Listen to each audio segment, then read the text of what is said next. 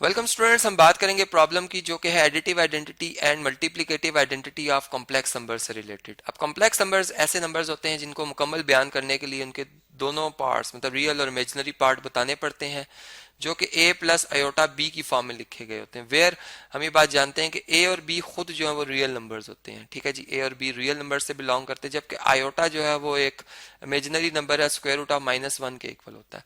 अब additive identity जैसे हम जानते हैं 0 को कहा जाता है और मल्टीप्लिकेटिव आइडेंटिटी 1 को कहा जाता है।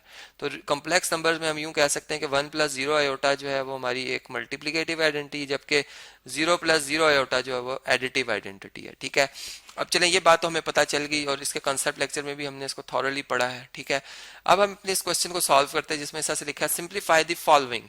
पहला पार्ट है, इसमें एक नंबर है जी कॉम्प्लेक्स नंबर, इसका रियल पार्ट 7 है। मैं इसको ऐसे लिख सकता हूँ 7 और इसका इमेजिनरी पार्ट -9, 7 -9 आयोटा। ठीक है, इसमें हम प्लस करने जा रहे हैं 7 प्लस 9 आयोटा को। ठीक है, तो यहाँ पर -7 प्लस 9 आयोटा। ठीक है, ये मैं ब्रैकेट में लिख देता हूँ -7।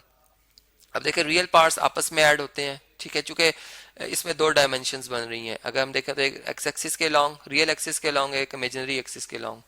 तो जैसे हम रेक्टेंगुलर कोऑर्डिनेट्स में भी पॉइंट्स की पोजीशन इंडिकेट करते हैं एक पॉइंट से दूसरी जगह, तो इसमें एब्सिसा में जो चेंज आती है उसको एब्सिसा के लिहाज से देख रहे होते हैं, ऑर्डिनेट की चेंज ऑर्डिनेट के लिहाज से देख रहे होते हैं। तो इसमें भी रियल पार्ट और रियल पार्ट आपस में ऐड होंगे। 7 में हम ऐड करेंगे -7। ठीक है, जबकि -9 आयोटा में हम ऐड करेंगे +9 आयोटा।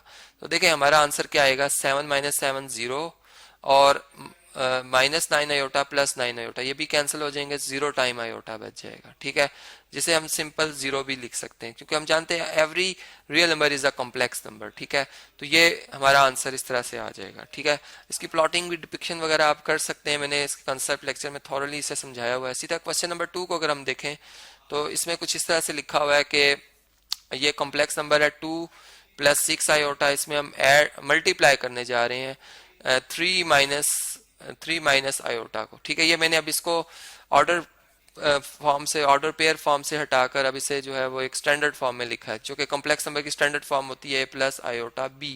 ठीक है, ये क्या है जी, स्टैंडर्ड फॉर्म है। ठीक है जी, ऑलरेडी आपको मैं बता चुका हूँ, यहाँ पे सिर्फ एक रिवीजन के पर्पस के लिए मैंने लिखा कि जब भी कोई कॉम्प्लेक्स नंबर लिखा जाए तो पहले उसको इस फॉर्म में लाया जाता है ताकि हम उसको स्टडी कर सकें कि उसका रियल पार्ट इमेजिनरी पार्ट क्या है।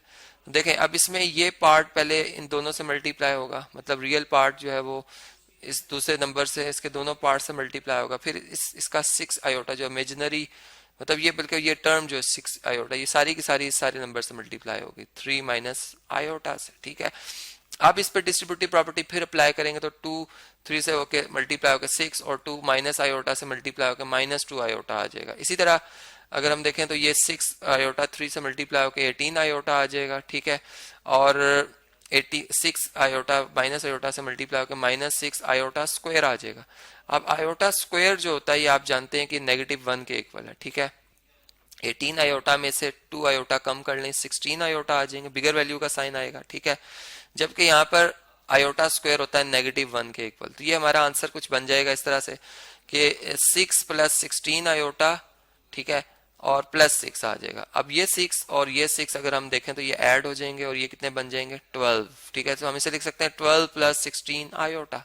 तो ये हमारा आंसर आ गया है यहाँ पे सिंप्लीफाइड फॉर्म में, और इसमें से हम रियल और इमेजिनरी पार्ट अब बता सकते हैं। 12 इसका रियल पार्ट है और 16 इसका इमेजिनरी पार्ट है। ठीक है, अब देखिए हमारा जो नेक्स्ट क्वेश्चन है वो कुछ क्या है, इस तरह से है कि यहाँ पे हमसे ये कहा जा रहा है कि आपने a की वैल्यू फाइंड करनी है। ठीक है, जबकि अगर इन दो नंबर्स का प्रोडक्ट लिया जाए तो ये 1 प्लस 0 आयोटा के इक्वल, मतलब 1 ही के इक्वल है। चले इनको मल्टीप्लाई करते हैं, पहले 2 मल्टीप्लाई होगा a माइनस आयोटा से, अगर मैं इसको स्टैंडर्ड फॉर्म में लिख दूं ऑर्डर पेयर से हटाकर, और ये जो 6 आयोटा है, ठीक है, ये भी मल्टीप्लाई होगा a माइनस आयोटा से। ठीक है, तो 6 भी इन सी से मल्टीप्लाई होगा, ये किसके इक्वल होंगे 1 प्लस 0 आयोटा के इक्वल होंगे। ठीक है जी, अब देखें ये 2 a से मल्टीप्लाई होकर 2a और 2 -1 से मल्टीप्लाई होकर -2 आयोटा, बल्कि आयोटा से मल्टीप्लाई होकर -2 आयोटा आ जाएगा। इसी तरह 6 a आयोटा आ जाएगा। ठीक है, और 6 1 से मल्टीप्लाई होके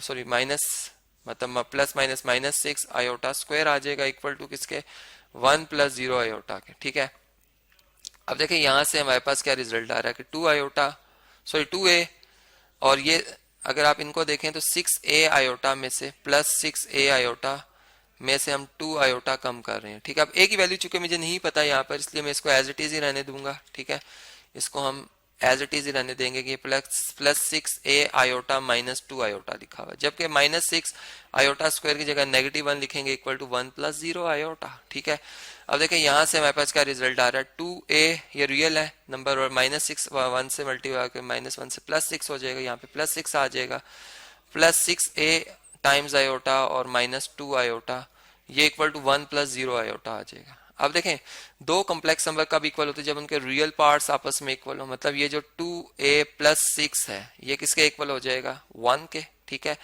और यहाँ से अगर आप देखें तो ये जो इसमें इमेजिनरी पार्ट है, अगर आयोटा इसमें से कॉमन ले लें तो हम ये लिख सकते हैं 6a माइनस 2।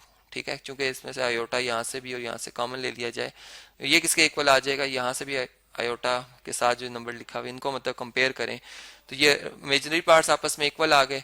अब यहाँ से अगर 6 को इधर शिफ्ट किया जाए तो 2a इज इक्वल टू आएगा 1 माइनस 6 जो कि -5 बनता है, और a इज इक्वल टू बन जाएगा -5/2। ठीक है, तो हमारे पास a की वैल्यू क्या आ रही है, -5/2 आ रही है। अगर हम इधर इस वैल्यू को इधर पुट कर लेते हैं, ठीक है, यहाँ से अगर हम देखें तो हमारे पास a की वैल्यू क्या आएगी, 6a इज इक्वल टू 2 और a इज इक्वल टू आ जाएगा 2 डिवाइडेड बाय 6। तो a की वैल्यू कितनी आ जाती है, 1/3। ठीक है, मतलब कि दो पॉसिबिलिटीज बन रही है। अब यहाँ पर मैं यूं कह सकता हूँ कि चले अगर हम इसको चेक कर लेते हैं, ठीक है, क्या इसमें से कौन सा आंसर हमारे इस आंसर को मैच करता है। ठीक है, मतलब a की किस वैल्यू से ये रिजल्ट हमारा ट्रू हो जाएगा। ठीक है, तो यहाँ तक हम पहुंच चुके थे। ठीक है, अगर मैं a की वैल्यू 1/3 लिखता हूँ यहाँ पर, ठीक है, पहले मैं इसे चेक कर लेता हूँ कि यहाँ पर अगर a की जगह 2 इंटू a की जगह 1/3 लिखा जाए, ठीक है, +6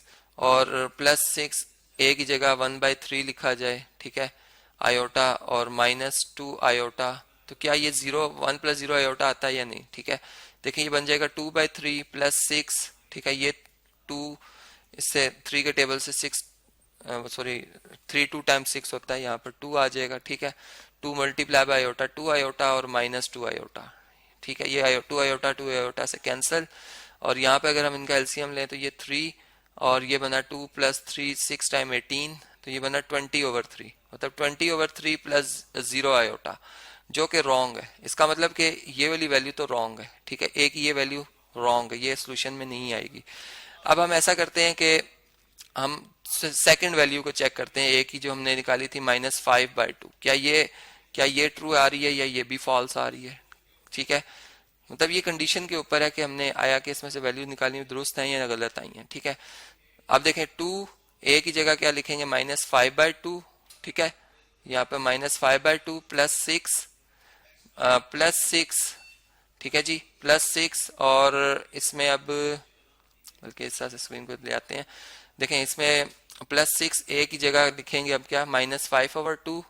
ठीक है, आगे क्या लिखा हुआ जी, आयोटा और -2 आयोटा। अब इसका आंसर देखते हैं 1 + 0 आयोटा आता है या नहीं। ठीक है, 2 से कैंसिल हो जाएगा, यहाँ पे क्या आएगा -5 + 6।